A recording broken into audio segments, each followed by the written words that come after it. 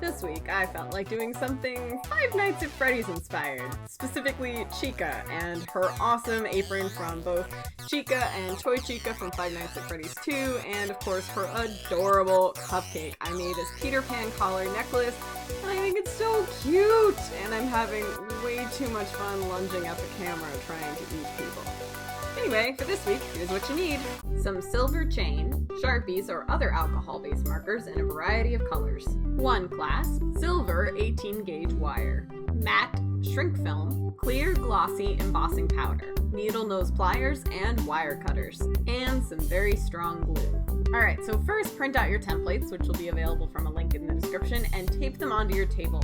Then, take your shrink film and tape that on top of your template. This makes sure nothing is moving around while you're coloring on it. Alright, now it's time to color. I like to first outline the big bib shape with a thick black marker. We're actually going to cut it all off later, but it's just nice to know where your lines are. Then just start to color it in however you like. The one suggestion I have is to start with a lighter color and then move to a darker color because it's easier to cover up smudges that way. I know this from coloring the cupcake in the wrong direction and then having to fix it later. Beyond that tip, color in however you feel most appropriate coloring. Don't forget that on top of the Let's Party one having a red outline, it also has a black shadow. Once you've filled in all the template, it's time to add the confetti on the bib. Now, I decided to add a lot of confetti on both bibs just because I thought that made it look more cohesive even though the font changed. I just did this by grabbing a lime green, yellow, blue, and pink Sharpie and just drawing tons of triangles in varying sizes, pointing different directions. I just kind of had a little too much fun. Once everybody is colored and covered in confetti to your satisfaction, go ahead and cut the pieces out. For the bib pieces, you want to try to cut off that black line as thoroughly as possible, so just go around and trim it to the best of your ability. Bake according to manufacturer's instructions. I like sticking some parchment paper below and on top just to help prevent sticking.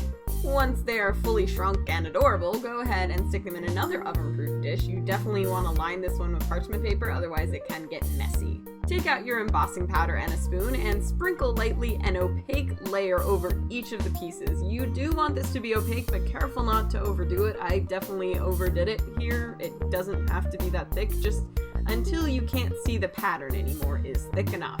Once you've baked them at 350 degrees for a few minutes or until everything is clear, go ahead and trim and break off any of the excess you find. It should just come off with regular scissors, but you can also just break them off, and any cracks that appear, just stick them back in that 350 degree oven, leave for a few minutes, and the cracks should just disappear. As a slight warning, don't leave them in there too long, just leave them until they're clear, otherwise it can start doing weird things. Take out your wire cutters and pliers and cut off about 3 pieces that are about 1.5 inches long. Then take your needle nose pliers and form the top into a loop, creating an eye pin.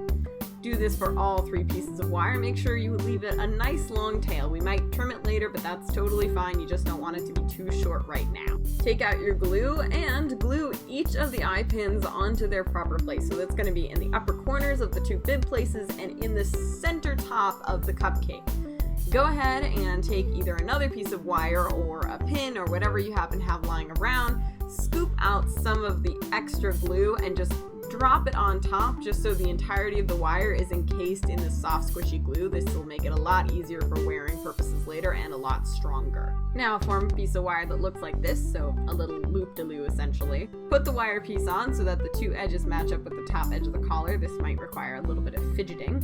Once it's arranged how you like, go ahead and take the glue and drop it on, again covering any wire or pokey bits.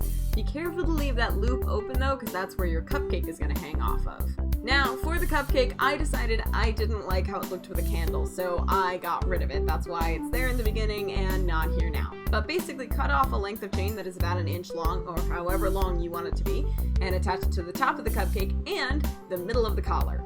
Then take 2 lengths of chain that are probably way too long and attach them to either side of the collar. Try it on, see how you like the fit, see what length it should be. Mine ended up being about 4.5 inches for both chains on either side.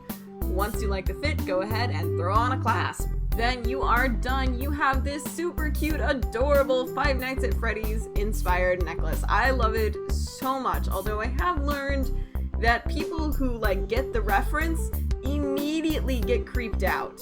But that's part of the fun, right? Anyway, see you next week for another geeky craft.